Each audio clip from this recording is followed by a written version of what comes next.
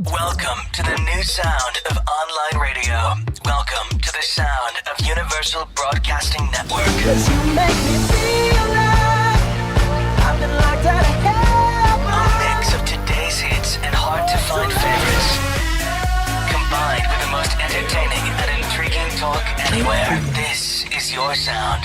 This is the sound of Universal Broadcasting Network at unradio.com. Hello, everyone. Welcome to another episode of Rebel Hearts with Kristie. I'm so excited you're joining us today. And as you know, at Rebel Hearts, we usually have a theme that goes through various shows. So we just finished our theme of veganism, animal activism, and how to live a healthy plant-based lifestyle. Now we're shifting into a different topic, and the topic for our next series is spirituality, consciousness, and how to create a really blissful, joyful life by applying spiritual principles and even learning about ancient wisdom and how you can apply it for the modern day age. But before I introduce you, today's guest was sitting here on my side, and I'm so excited to introduce her to you in a moment, my wonderful Rebel Hearts. I'm going to tell you about a technology I've known about for a while, and it's been life-changing, and I just want to share a little bit about it with you.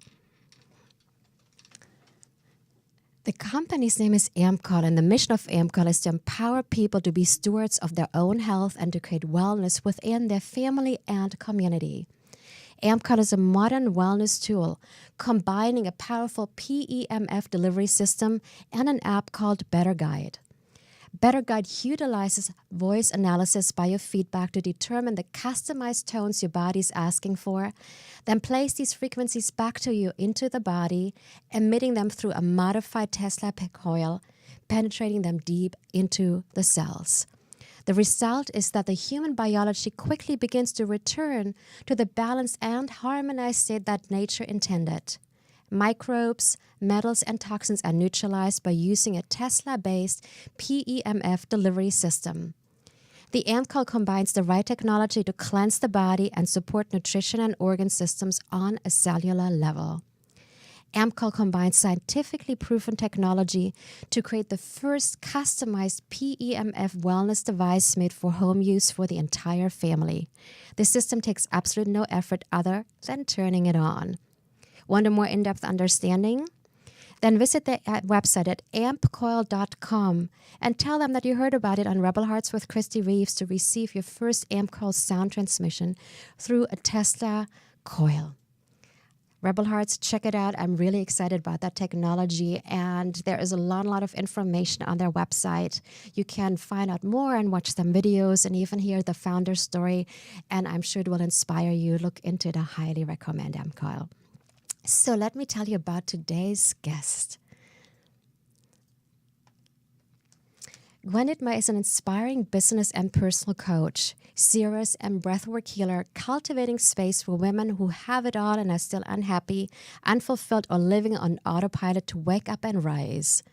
Gwen combines professional, practical, and spiritual worlds in a way that feels seamless, providing profound transformation that our culture has been craving.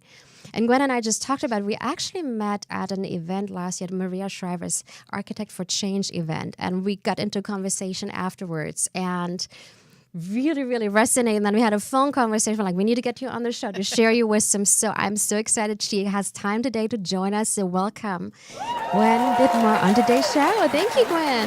Thank you for having me. I'm so excited to be here with you and to be in person again together. Yes, it's so wonderful. And it's so neat when we had our conversation, even outside before we came into today's show.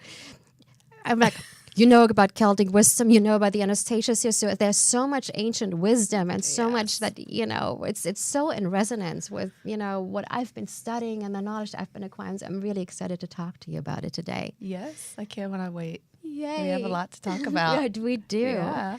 Before we go into what you're doing today, I always like to share people's story because, every person has their own hero's journey, Rebel Hearts. And what is it that motivates us, that actually helps us to find our mission, find our life path? Because I feel like going into that 100% alignment, we can actually help other people to find their passion, to find their mission.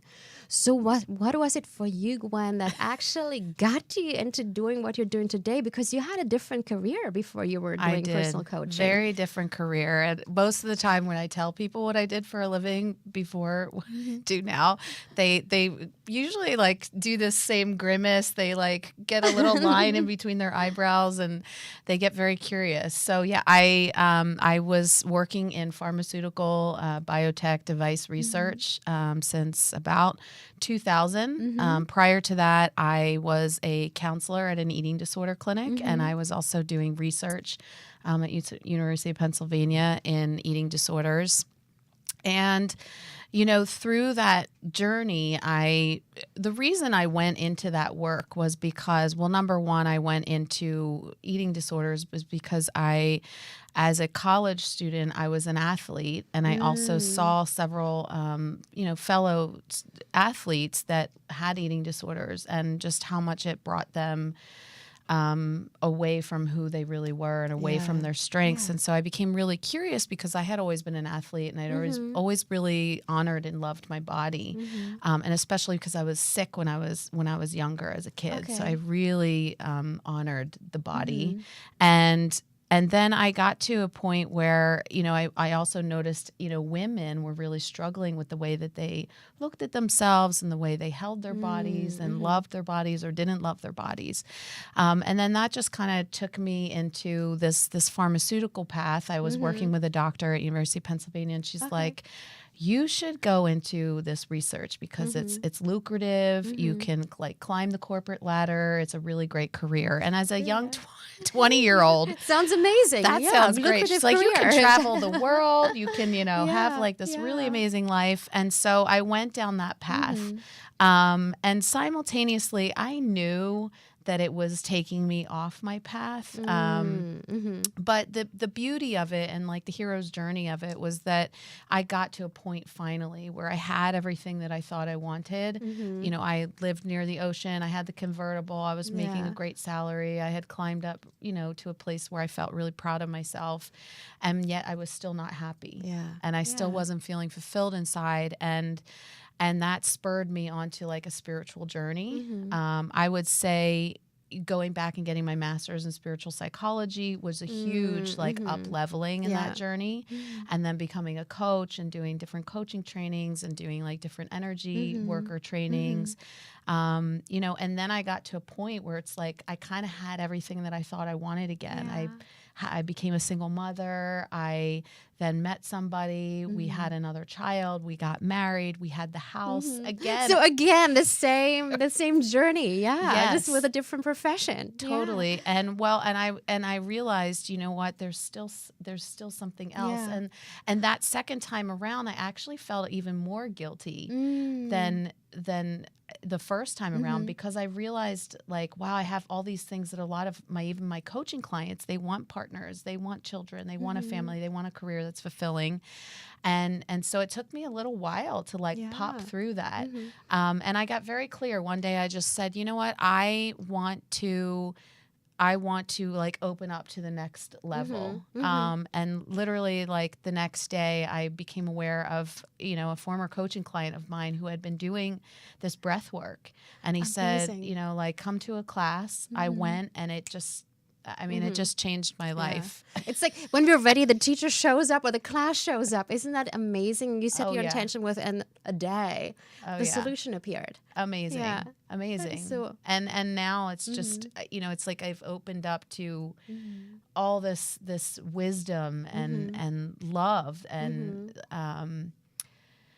just like a peace that I really didn't have before. Even though I was doing all these wonderful things, there's just this whole new level. It's really even hard to describe in words sometimes. That is amazing. And when you were a kid or growing up, or even when you in your early 20s, as you were working with people with eating disorders or even the pharmaceutical, was there any interest, or did you ever have any, I don't know, like foresight or intention that you would be doing spiritual work, or was it something you were doing on the side, or was that something completely new that came later? No, I knew that. Even as a child, I knew that. You know, I was telling my husband even the other day that like my best friend and I growing up, we're still best friends. You know, we would make like little potions, you know, with like, you know, herbs from her mom's garden. And I remember being a kid and looking at the sunset and just feeling this like deep connection. And even as a little kid, I would tell my mom certain things like, oh, the neighbor's doing something. And I would say something, and I would like read. I didn't know it at the time, but whether you want to call it psychic or clairvoyant or clairsentient, even clairaudient sometimes, I don't have that as strongly as the other two. And, you know, I had those qualities and those tendencies inside of me. And I think as a kid, I didn't really know what to do with it. And my parents, I don't think they really knew what to do with that either. So I think it was, you know, it kind of all makes sense now looking back on it, that the pharmaceutical was really just, you know, I still wanted to help people. And for a while I was, and I could feel good about that. But then it just got to a point where I started to have all these stirrings and rememberings and awakenings inside, and realizing that there was a much deeper purpose that I was here for. It's amazing. Good for you for following, because I think that's one of the hardest things, because when you have these stirrings and when you realize, okay, what I'm doing is not making me happy, there is something else or something more, it requires us to take responsibility. And taking responsibility also means that eventually our life will change. It might be giving up some of, you know, the things that we have. It might create change in our life. And our unconscious mind likes what it knows. It goes like, oh no, let's hold on to the old. So good for you to create that change. Was it hard? Was it frightening? Or did you feel like, oh, I'm just going to dive into that? What actually supported you when you said, I need to have something else than what I've been doing? I think it's very natural to feel scared. It's very natural to feel like you don't want to. And I can usually tell when I'm like meeting with a coaching client or a potential coaching client or a breathwork client. I can tell like where they are in that precipice, you know, if they are still in their journey and they need to come to the precipice, or if they are right there. They just need one little push. It's pretty beautiful. And I usually, a lot of times I'll ask people, I'll ask them a question. And one of my first coaches taught me this. His name's Steve Chandler. He said, you know, ask people on a scale of 1 to 10 where they are in their readiness and willingness to change. It doesn't mean that they're not scared. It doesn't mean that you're doubtful or skeptical or resistant or nervous, but it's asking you where you are. And he said, like, unless people say a 9 or a 10, they're usually still not 100% there. But when people are a 9 or a 10, then it's like they're willing and ready to be uncomfortable, to lean in, to sit with everything that comes up, because it's natural. All that comes up. Exactly. I mean, it came up for me, and especially the second time around. The first time was a little bit easier because I was single. I was in my 20s. I really didn't have too many responsibilities other than to like make sure that I had rent and I and I think in our 20s we're also more like willing to create change, like in their 30s or 40s, like everything is, you know, comfortable and I mean, I think I kind of have that personality of change and like disruption. You know, it makes me feel alive. That's something I've learned about myself. But you know, being a mother of 2 small children and having a husband and being, you know, a primary like equal contributor to the family, like that was a big responsibility.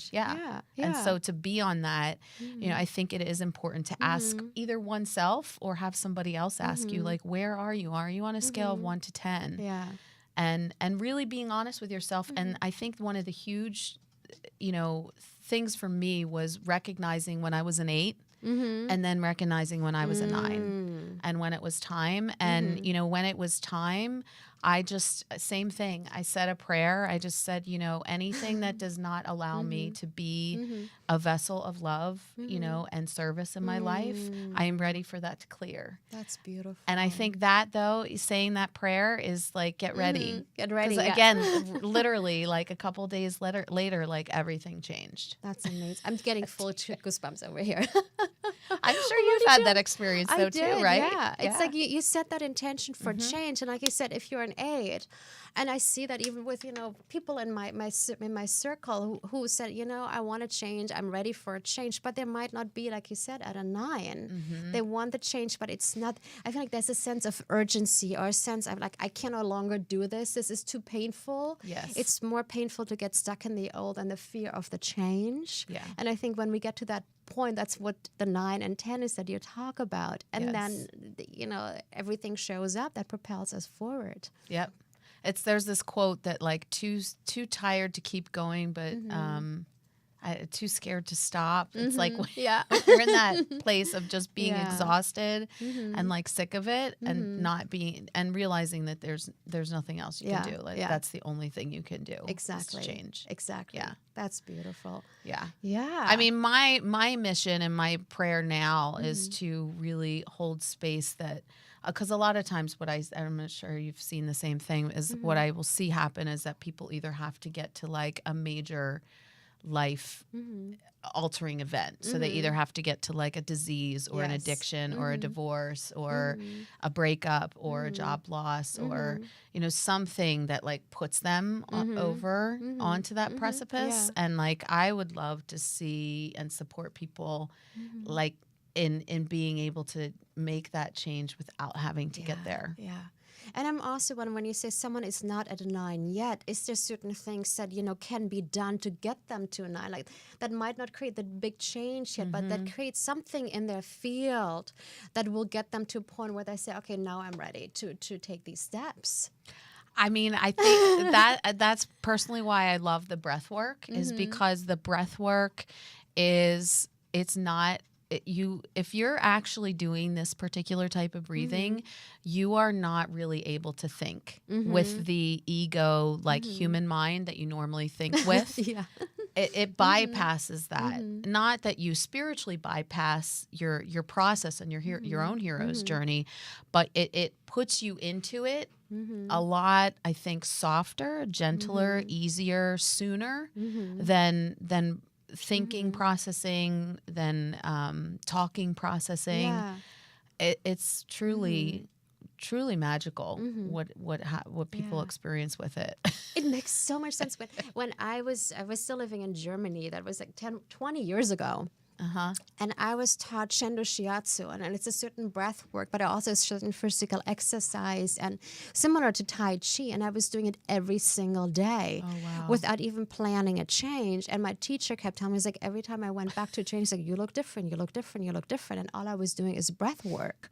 And the movement combined with the breath work. And it literally propelled me forward at light speed, where I came to the 9 or even to the 10, where I said, I'm packing my bags and I'm moving to Canada. Within a week, I made this decision, and things just fell into place within no time at all. The universe was literally going, you want to move to Canada? Here we are. We're catching you. We're making this work for you. So I'm interested in finding out a little bit more about the breath work that you are doing, that you're teaching.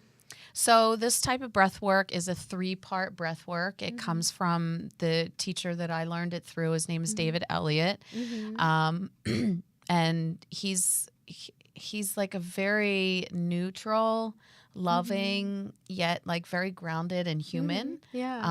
But also very spiritual and very gifted. And, you know, he's got a really cool story of like how he came to teaching it. But you know, I found it through like a former coaching client of mine. And this first class that I took, you know, it's like the lights are dim and they play loud music, and it's kind of builds in intensity. And I just, you know, I could feel myself like if I continue doing this, I'm going to lose control, and I don't know what's going to happen. And I think that was exactly what I needed. And I find that that's what's really beautiful about it too. And A lot of people will come to me saying that they have trouble meditating or they have trouble because it's so active, and then it gets them frustrated and down on themselves, and then they just throw their hands up in the air and they give up. Whereas, and I think there's some truth to this, is that, I don't know it's specifically scientifically because I haven't researched it, but intuitively it feels accurate that, I think because of technology and because things are moving so quickly and because there's so much stimulation, that people are vibrating at that stimulation. That makes And so much sense. Yeah. so it's hard to, if something's going like this, it's hard to like calm down with something that's doing this.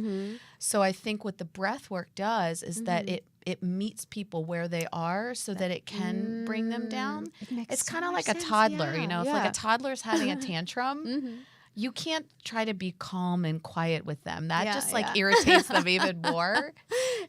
So you have to be at the same intensity level that they are. Like, you're angry, and they're like, yeah. And I feel like that's what breath work does, is it meets people where they are so that their nervous system can actually then finally starts to calm down and return to their natural state of like, as cheesy as it sounds, of love. Yeah. And just light and purity. That makes so much sense. It makes so much sense. Yeah. So it's a 3-part breath. It's all through your mouth. People usually are laying down. There's music. There's talking through it. But a lot of times people say that they don't hear a lot of things. And then it can range in a different amount of time, but then there's usually a meditation portion afterwards, and then I usually like to come back so that people can reflect or share or ask questions based on what happened. That's amazing. Perfect. Yeah. And you teach that on an ongoing basis, or is that a workshop where you learn how to do it? Is it more a get together that's happening? I do. So I do moon circles for women twice a month, where we talk about the moon. We talk about the lunar energy and menstrual energy for modern women and how to harness that energy to make you more empowered in your life. Yeah. And then we do breath work. And then I do co-ed workshops. I have one coming up in May, and I have a couple of coming up in different cities. Nice. And then, I do virtual breath work one-on-one sessions, and I do in-person one-on-one sessions. So there's a lot of different ways that people can experience it. And a lot of people feel like the virtual is not as powerful as in person. But it really is. Energy is energy. And that's why sometimes I think podcasts work when people are not physically together, but there's still energy between you and energy that you're creating together. So tapping into that. Yeah.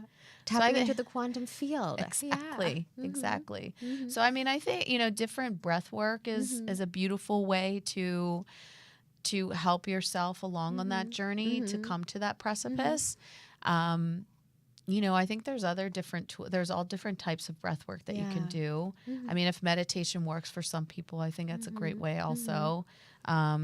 Sometimes having one powerful conversation with somebody, I think that can make a big difference. Yeah. What absolutely, you feel like? Absolutely. What do you feel like? It's actually interesting. You really inspire me because I haven't done a lot of breath work recently, and I used to do it regularly, but I meditate. And sometimes, like you say, I have a really stressful day. I'm like, I need to meditate to ground myself and center myself. But then I sit in stillness, and my mind goes do, and it doesn't stop. And I have shopping lists, or then I have to get up because something is channeling through, or I have my phone next to me. Because I'm like, sometimes all this information channels through, and unless I get it out, it doesn't stop. Even though I've been meditating for I don't know how many years, 20 years now. And sometimes there's days where it just does not work because my mind is so preoccupied with whatever stresses have been showing up. Yeah. So I'm so inspired now that you're talking about the breath work to go back and, learn a little bit more about your breath work, and hopefully be in town when you're teaching some of the breath work. And then also go back to the breath work that I've been doing. I remember how potent and powerful it was, and not just for calming down the nervous system and lowering our cortisol levels, but also the tremendous changes that are still happening in my life where I didn't even have to think about the change. That's the power. It was just happening. It was a natural flow because I felt like the breath realigned me with a natural flow of life. And when I was in the natural flow of life and this complete alignment, then things on the outside started aligning as well. Exactly. You don't It's have to push amazing. so hard. It doesn't have Exactly. to be so difficult. I mean, sometimes I like talk with women that are, entrepreneurs or creative entrepreneurs, or they're going from employee to entrepreneur, which is scary. And they're worried about like different things. And it really, when you're that's the difference. When you're in that flow, there doesn't have to be as much pushing or driving. It doesn't mean that there's not work involved or action. Yeah. It's just that it doesn't have that same, it's not riding on the same energy. Like your energy, it was riding on that flow versus when you're trying to make things happen, it's kind of more like a pushing energy. Yeah, it is. Yeah. And you can still arrive at the same end result. I just find that when you're more in alignment and in attunement with that flow, you actually arrive there sooner. And the experience of the arrival is just so much more joyful and peaceful. It makes so much sense. Yeah. Thank you for sharing that. Yeah. Which brings me to the next topic I want to talk about, because you're doing a lot of coaching for people who are in the business world, from what I saw. And what are the greatest challenges you're seeing nowadays, especially for women who are, running their own business, who are working full time? What are some of the challenges, and how can we support creating more balance, more harmony in our lives? Oh my gosh. It's a lot. Such a good question. And I'm just sitting here as you're asking it, thinking like, what's like the first and most important thing? I would say becoming like aware of oneself, I think is huge, because becoming aware of your mental level of consciousness, becoming aware of your emotional level of consciousness, your physical level of consciousness, and then your spiritual level of consciousness, which is that thing that's actually able to observe that you're thinking about something, that thing that's able to observe that there's an emotion or an energy and motion moving through your body that's just shows up as sensation that causes us to take physical movements in our life. And I find that a lot of the coaching that I'm doing right now, either with like social media influencers or, executives going to entrepreneurs or even, workers. I do breath work at a couple of different corporations. Nice. And amazing. And it's amazing because, I think companies are starting to realize the importance of people knowing who they are, because when you know who you are, then you can show up in your work, you can show up in your relationships, you can show up in your money, you can show up in your health in a very conscious way. And also, it's like really becoming aware of like those thoughts, and there's something that I like to talk about with companies is that, in a boardroom, there's usually, the CEO that's sitting at the head of the table. And then in the boardroom, there's all different people. So there's, CTO, CMO, CBO, there's COO, all the C's. CFO. And then there's hopefully like in a good company, there's like VPs and like in another company, they bring like actual workers to give their feedback, not just from the, the ivory tower perspective, but from like an actual tangible, I'm in the trenches perspective. And I think, when like a really great leader can listen to all of those perspectives and then take it all in and say, that's a great point. That's a great point. That's a great point. Let me take it all into consideration and then just also resonate into what like I feel like the best truth is.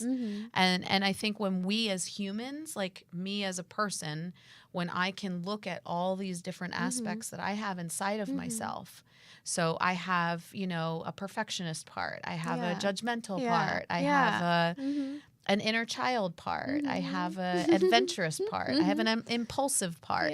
We all have these different parts inside of us. And none of those parts are bad or wrong, even if it's it's like I'm sober. So I have I have an addictive part and I have a sober part. And I don't view those as bad or something that I'm trying to like shut away. I actually want to welcome it to the table and say, what's your perspective on this experience that I'm having, and what's your feedback for me? And then, because at the core of all these perspectives and at the core of whatever C level or VP level, they come with a perspective and they come with an energy of wanting to make the overall like business better. And so what if all these different parts inside of us have an intention to help us be our best self? Amazing. Maybe it just comes out like from a very like, CFO perspective or if, whatever, whatever aspect is talking with us. And I find that when clients or, whether they be personal coaching clients or business coaching clients, when we can really get clear on these different parts of us and listen to their wisdom and drop down, because there really is wisdom at the core of everything and love, then you have power, nothing, anything can be welcomed at the table. You don't have to like try to avoid or be positive over or shun or distract yourself from anything. And I find that that's what gives people like true freedom inside. So to me, that's like one of the first places I usually start. Beautiful. Because it shows up. Somebody will come to coaching with an intention like, I want to make more money, or I want to have a better business, or I want to take it to the next level, or I want to create more followers. And whatever it is, it's like we sit down and like talk with that part of them and really learn what the wisdom is underneath of it. I think it's so beautiful because we're so taught this is good and this is bad, this is positive, this is negative. And we tend to go into judgment. And there is, in today's, at least in our Western civilized world, as we call it, there is such a high expectation rate, especially, whatever position you have, no matter if it's a CEO or even being a mother, being a husband, being a wife. We have these roles that we're supposed to play, and you have to show up in XYZ manner in these roles. And I feel like that's the reason why a lot of people are crashing these days, because they're trying to live up to the expectations they hear, and there is so much judgment about who they are and not being able to fulfill these expectations. So what you just shared with me is so beautiful, and thank you for sharing that, because it really helps us to get out of judgment and into true alignment. And I feel like whatever we're rejecting becomes bigger anyway. Oh, it does. So it just has to get louder to get your attention. It's like avoidance does not work. No. And then it's kind of what you're saying, then the burnout comes, or some kind of relationship falls apart, or we lose our jobs because we haven't listened. We haven't gone to that place where like, okay, let's create some change. That's absolutely amazing. And, most relationships, whether it be with ourselves or with another person or just people in general or our work, it's like it really is about like how we are relating to it. That is the real issue, not necessarily the issue itself. Because it's like, and you can apply that to anything. And that was something that I learned at the University of Santa Monica, where I got that master's in spiritual psychology. They would always bring people back to that, whatever somebody would share, oh, I'm struggling with this, and how do I get out of it? And they would say, well, how are you being with yourself as you're struggling with this thing? Or how are you being with that thing? It sounds like you're struggling with it. Like, let's go there instead of trying to fix it. Because usually if you go to the struggle, or you go to your own internal struggle and you heal that, then you don't have to fix anything. You don't have to control anything. That's so beautiful. That's so amazing. Thank you for sharing that. But it is amazing also to see breath work what it does in the companies. To see people like laying down and breathing like within the cubicles and the fluorescent lights. It's so cool. I remember, having a vision like that when I was working in corporate, and oftentimes because I was in this pharmaceutical research, I would be, early on, I was doing a lot of like auditing clinical trials. So I would just be in a conference room with stacks of medical charts and like database points and looking at everything. And I would sit there and I would look up and I would, and this was when I started doing some more of the spiritual work. And I would think to myself, how amazing would that be if that spiritual stuff could like be here, like we could be doing both. And so now it's like sometimes when I'm sitting like in these companies and I'm doing the breath work there and having those kinds of conversations with people, it's like it is just pure magic. That's so beautiful. And I think it's so neat because we have these extreme patriarchal structures, no matter if it's the education system, the corporate system. And I feel like that is that energy that needs to flow into what we're experiencing right now. And, where we do have these structures in place, but what can we add to these structures that creates more harmony, more love, and more balance?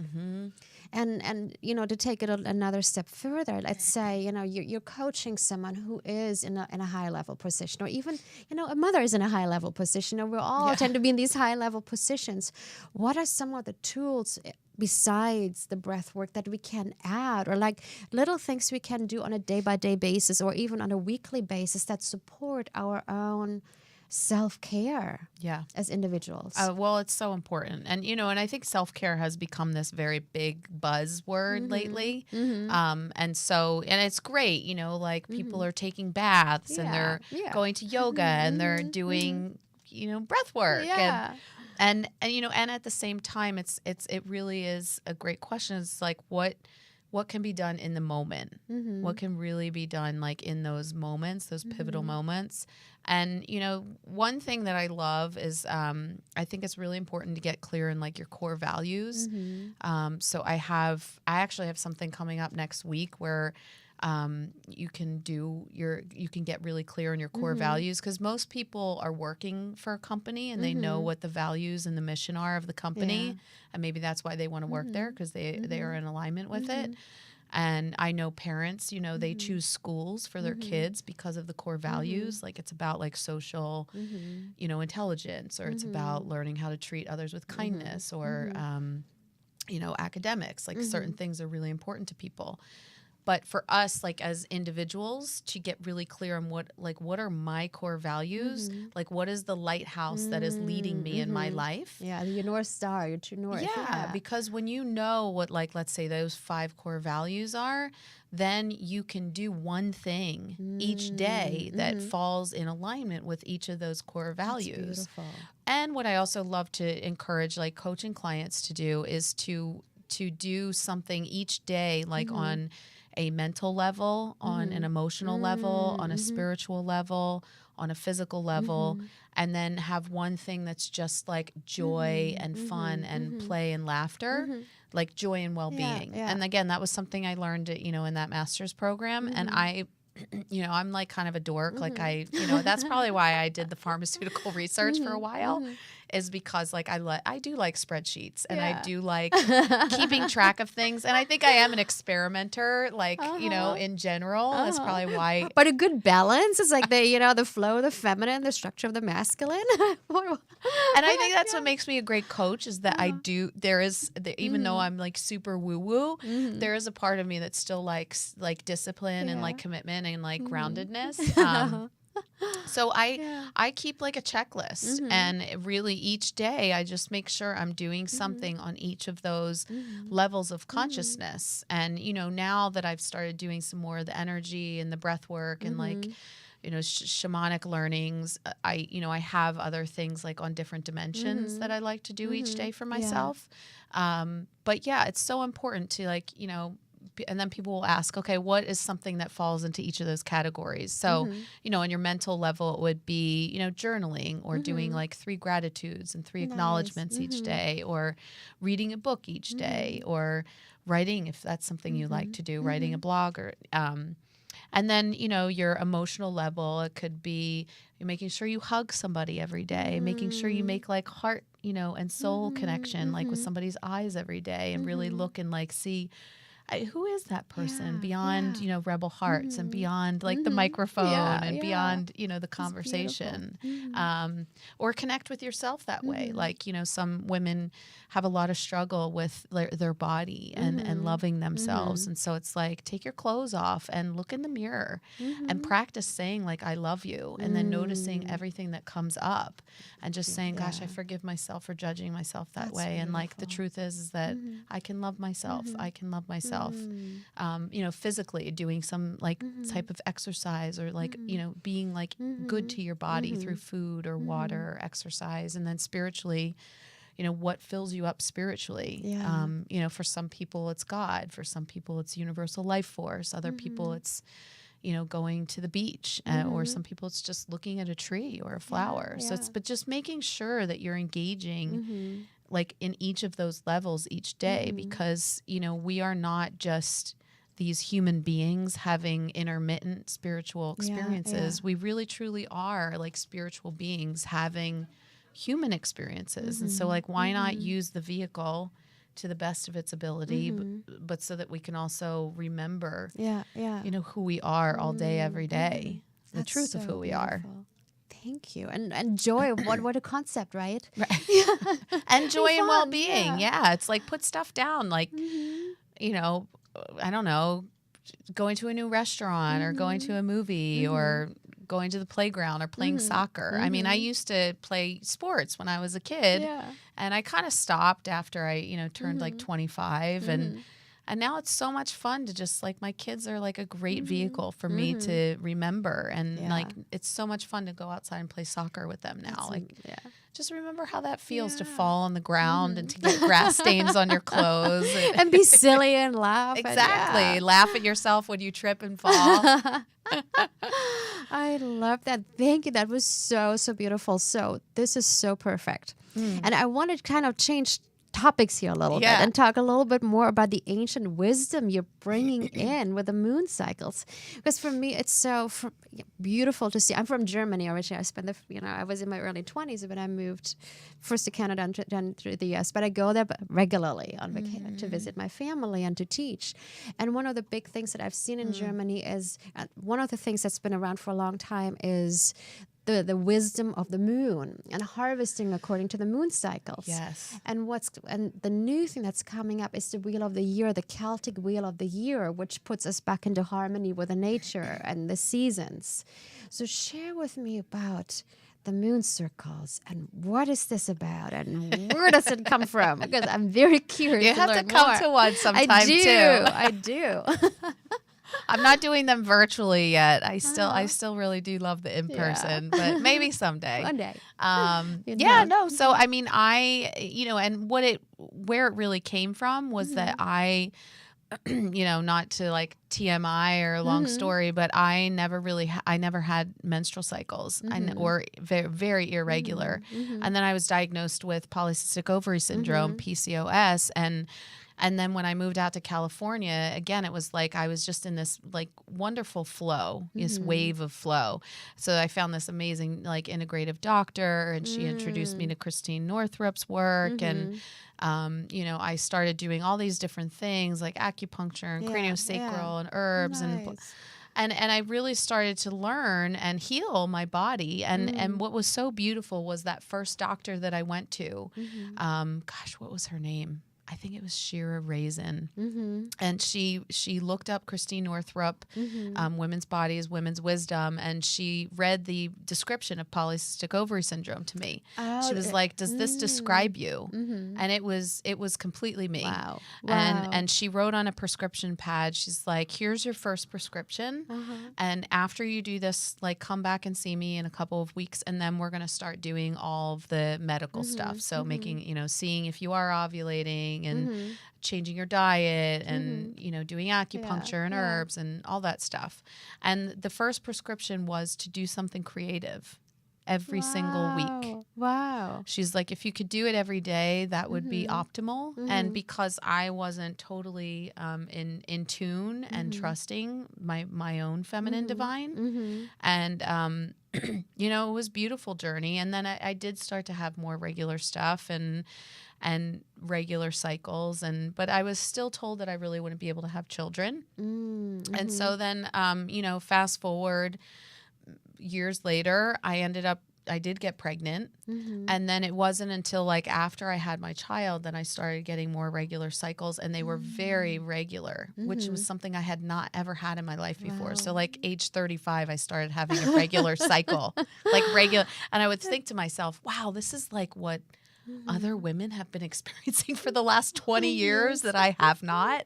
And I became, you know, my researcher, sciencey part got very interested, and I dived in and just did a lot of research, both spiritual and tangible. And what I learned was that, you know, so in the moon circles, we kind of talk about that there's two different types of women in general. There's like red moon women and white moon women. So we talk about that in the moon circle. And then we talk about the difference, you know, that each week, women are in a different part of their cycle. So each week of the month, you're a different person, like hormonally and energetically, and how not to, you know, because what I was hearing a lot from myself and other women was, I have one good week every month, and the rest of it's like I'm either bleeding or I'm like premenstrual or, you know, I just feel out of sorts. And so, you know, then it's like really also learning that there's a different stage of womanhood to each week of the month. So, you know, when we're pre-ovulation, we're in this energy of the maiden, and, you know, which is like, you know, the 18, the Celtic wisdom, the maiden. the maiden. And then, you know, and she's like full of ideas and ready to go and just excited and energetic. And then you move into ovulation, which is the mothering energy. That's like the, you know, if you're ovulating, then you're going to be, you know, like preparing to have a child, to be, you know, to receive. And then, you know, the other beautiful thing is that you move then into the next stage, which is like a wise wild woman. So it's like after you're a mother, but you're not fully the crone yet. You're in this in-between stage, and that's like quote unquote PMS. And so like the wise wild woman is usually like the 50 to like, you know, 60-year-old who's just like, she's lived her life. She doesn't care what people think of her. She's not trying to prove herself anymore. She's just doing like really what makes her happy. And that's kind of like, if you relate PMS energy to that, that's kind of where you are. It's like, you're not trying to like, you don't want to be proving yourself. You just want to like, just say it how it is. Be real. You're done. Be true, and not you know put you know masks up. And then you move into the crone, which is like when you're bleeding, and like the crone, you know, is all about just sitting still and sitting in the wisdom and going within and really getting clear about, okay, what is the meaning of life, and like what does the rest of my time here want to look like? So like as a woman who's, you know, in that part of her cycle, like it's a time to really go within and to be very introspective. And when you can learn how to like sync up your life and your work with that kind of energy, then you're not fighting against it. You're actually, like we talked about earlier, you're flowing. So it's just another energy of flow. And then using each week of the month for what its purpose is. So it's like the maiden, that's a time to be generating ideas and be excited. And then it's like them putting those ideas into nurturance of like, how are you going to actually grow that, you know, as like the ovulation as the mother, and then like kind of putting it out there, like not really caring what people think, like just putting it out. And then going back into introspection of like, okay, what did we learn? And I think as women, we have this beautiful opportunity to cycle through so much every single month, you know, to shed and to clear and then to like rebirth. Start over, It's amazing. That's amazing. And how beautiful, because again, from me, that's just another, you know, such a beautiful piece of wisdom to move into connection with ourselves instead of ignoring these facets of ourselves, or you know, like you have to show up this way no matter how you're feeling, no matter where you are.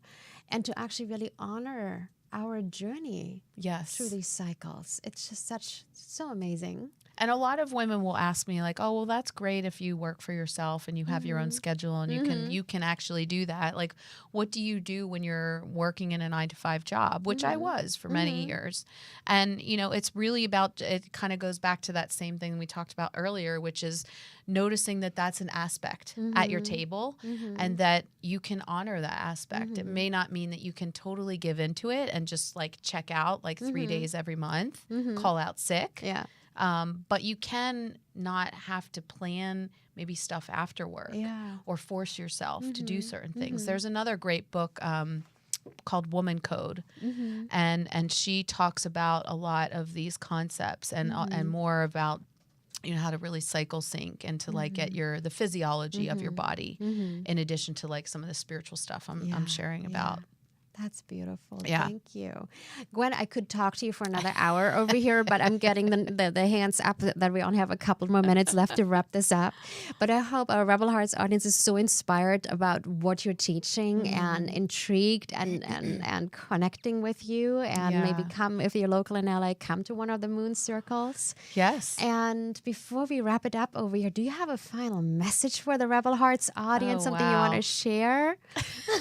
It's always a big question today. I mean, I would say probably to pay attention to, to really become conscious of not, of your thoughts and of these different aspects inside of you, and to see if you can come into communion, and friendship with them so that you don't have to be avoiding them or distracting over them.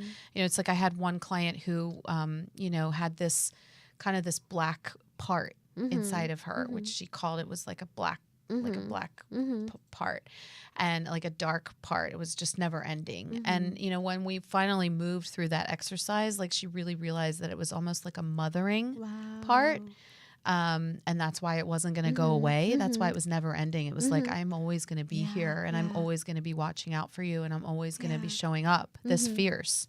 And she was like, great. Now I know that I can use that for benefit and for like love and support in my life versus having to be afraid of it or like just avoiding it or wanting to not look at that part. That's beautiful. I would say that that is huge. That's and huge. Connecting with your breath. I think it's huge to make sure you're breathing and that you're allowing yourself to be more in flow with life. Yeah. Beautiful. Thank you. Thank you so much for being here today. I'm so grateful. Thank you for all the amazing wisdom that you shared today and that you're bringing out into the world. Yes. Thank you so for that welcome. work. You're Thank you. So welcome. All right, Rebel Hearts, that's it for today. Thank you, Rebel Hearts. I hope you really enjoyed the conversation as much as I did. I'm sure you did. And getting in touch with Gwen, her website is going to be in the show notes as well. If you watch this, you saw it underneath her image. And if you like today's show and you haven't done so, subscribe to our iTunes podcast channel, Rebel Hearts with Kristie Reeves, and leave us a rating and review because your reviews actually help us to continue bring amazing guests to you.